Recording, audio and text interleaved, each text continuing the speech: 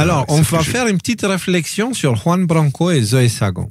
Ok, parce que vous savez, ces derniers temps, on nous a ramené plein de liens sur quoi, comme quoi Aurélien Poisson Athlon, je sais pas quoi, là, il aurait été arrêté et Juan Branco était son avocat et qu'il y aurait un truc comme ça, genre les pauvres sacrifiés parce qu'ils se sont battus contre le système et le système les a arrêtés, tu vois. Et du coup, vous savez ce que moi je pense de Zoé Sagan et de Poisson Athlon et tout ça. Et l'autre jour, je regardais Jean-Dominique Michel qui partage un truc sur Juan Branco en trouvant que son mouvement, là, son truc, il est un peu louche. Et d'ailleurs, cette main-là, ça me rappelle des mouvements un petit peu, ça pue la merde à la Soros, tu vois. Donc, ça a été créé dans les Balkans, hein. C'est le truc qui s'appelait Otpor en Croatie ou en Serbie. Celui qui a amené à la fin à la dislocation de la Yougoslavie et tout ça. Enfin, et tout ce qui s'en est suivi.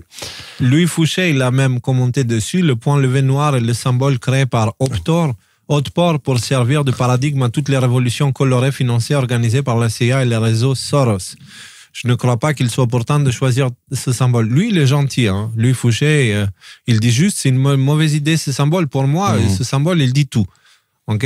Et déjà, je sais pas, je le sens pas, le gars, tu vois. Quand je vois un petit peu son parcours, je le sens pas. Et donc, j'ai le droit d'avoir une opinion, hein. Et du coup, j'étais surpris de voir Jean-Dominique Michel et Louis Fouché se mêler dedans, enfin, sans trop se mouiller, hein. Et du coup, voilà, moi j'ai dit, bref, la DGSI essaie de nous forcer leur sauveur, mais je crois que c'est bien grillé là. Et donc, moi, je suis pas allé, hein, vous me connaissez, la diplomatie, c'est pas trop mon truc. Et dans les commentaires, qu'il y en a eu un paquet, le post a été vu 100 000 fois quasiment, et il y a eu 143 commentaires, beaucoup d'attaques. Genre, le framework Disarm, il s'est mis à fond la caisse.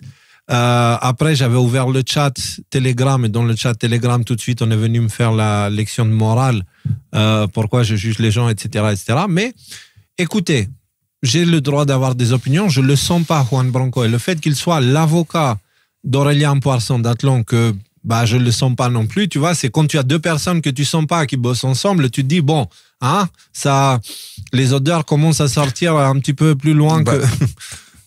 Non, mais personnellement, je suis plus mitigé concernant Juan Branco.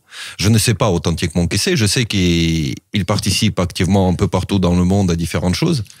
Par contre, ce que je sais, c'est que les opérations de character assassination ou character creation, ils peuvent prendre toutes sortes de formes. Et je veux dire, si à un moment donné, les services secrets sont capables d'amener deux personnes à se rencontrer, à collaborer ensemble, un qui est peut-être leur agent et un qui ne l'est pas, mais qui du coup qui subira en fait le contre-coup du dévoilement du premier. Enfin bref, tu vois. Ouais. C'est comme par exemple, tu sais, il y a eu on a mis pas mal il y a les gens, il y a la police qui est venue saisir pas mal de gens, notamment le mec derrière Zoé Sagan, Poisson Athlon. Il y avait Bertrand Scholler. Ouais. Et me dit, mais comment tu réfléchis à ça? Est-ce que d'un coup, ça range tout le monde du côté du bon camp, de la résistance, tout ça? Et je dis, mais c'est un peu plus compliqué que ça, je me suis dit.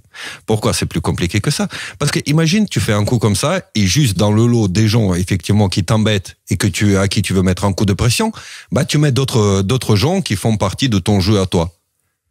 Et ça t'est fait du blanchiment du personnage. Tu comprends ou pas. Moi, je comprends très bien, mais moi, je veux donner un autre principe. S'ils se font arrêter, des accusations à propos de l'histoire de Trogneux, là, tu vois, comme quoi ils ont beaucoup insisté avec ça, et que voilà. Et du coup, s'ils se font arrêter, le discours de la haine en ligne commence à être abordé. Il y a moyen que ça ait pour conséquence des lois liberticides sur les réseaux sociaux, leurs actions. Et donc, c'est comme ça, ils contrôlent le méchant à la fois, et puis ils disent, regardez le méchant, du coup, à cause du méchant, on va faire des lois comme ci, comme ça. Tu vois ce que je veux dire? Donc, ils servent à ça. Mais de l'autre côté, je vous ai dit, ils servent aussi à faire passer la résistance pour des cons. Parce que, écoutez ce qu'ils disent sans la moindre trace de honte, Juan Branco, aujourd'hui. OK? Et analysons qu'est-ce que ça veut dire exactement. Écoutez.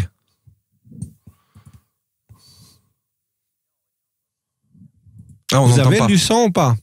Non, moi je n'ai pas le son.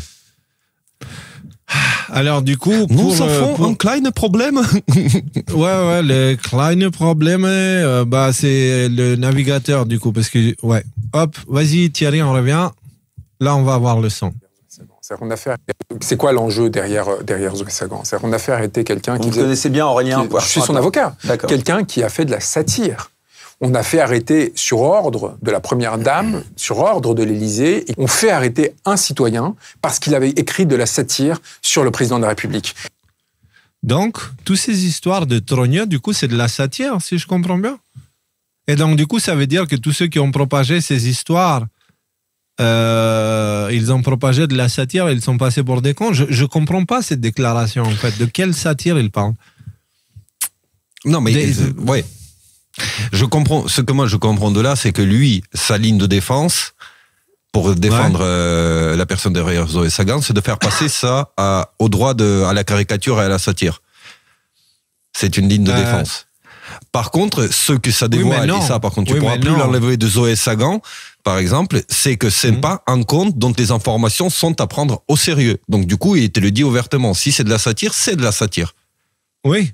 Mais du coup, ça veut dire que tous ceux qui nous cassent les pieds avec Zoé Sagan est super et tout, et ils ont changé le monde et tout, alors que littéralement, ils ont sorti zéro information qu'on ne connaissait pas.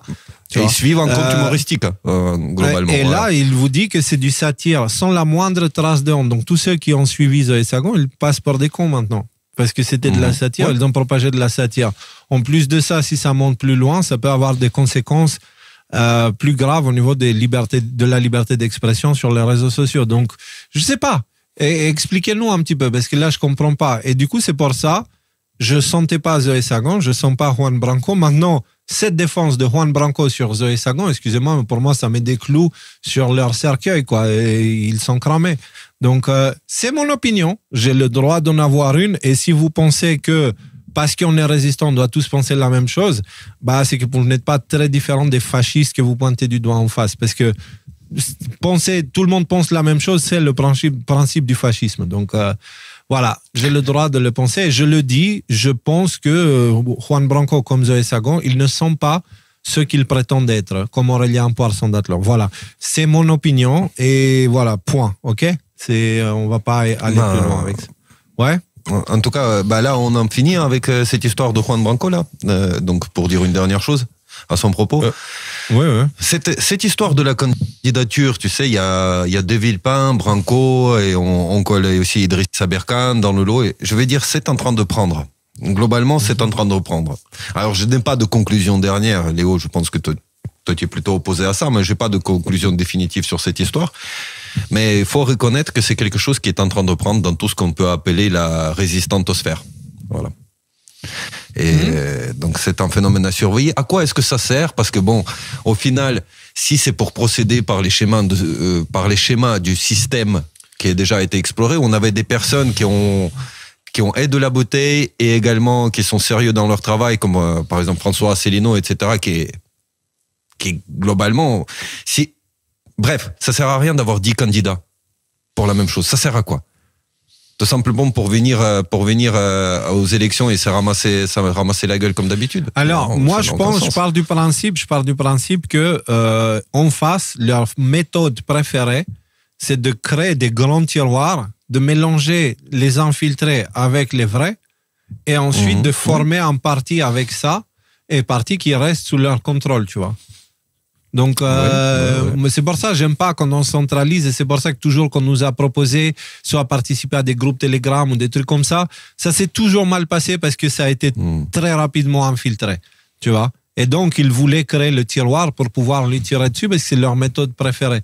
Donc, moi, je pense, de toute manière, la politique ne sauvera plus personne à partir de là. C'est trop tard. À partir de maintenant, c'est à l'échelle individuelle, locale, que ça se passe. OK? C'est pas plus compliqué. Donc, toute autre proposition, pour moi, sont des choses qui m'intéressent pas. Donc, voilà, c'est mon avis.